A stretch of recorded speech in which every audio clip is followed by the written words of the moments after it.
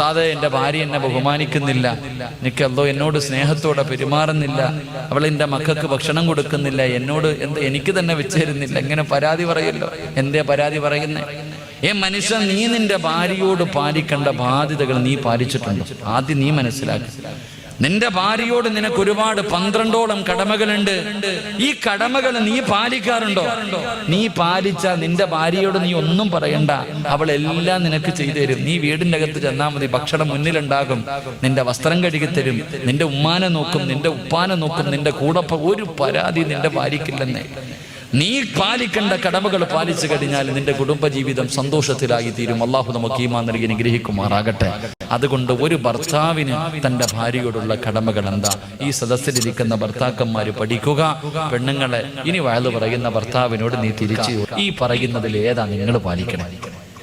ഈ ഉസ്താദ് പറഞ്ഞ ഈ കാര്യങ്ങളിൽ ഇത്രയും കടമകൾ ഒരു ഭർത്താവിന് തന്റെ ഭാര്യയോടുണ്ട്, നിങ്ങളിൽ ഏതാണ് പാലിക്കുന്നത് എന്ന് തിരിച്ച് ഭർത്താവിനോട് ചോദിക്കണം. തമ്മിലടിക്കാനല്ല, അദ്ദേഹത്തിന് പറഞ്ഞു മനസ്സിലാക്കി കൊടുക്കണം. അത് നിന്റെയും ബാധ്യതയാ. അള്ളാഹു നമുക്ക് ഈമാൻ നൽകി അനുഗ്രഹിക്കുമാറാകട്ടെ.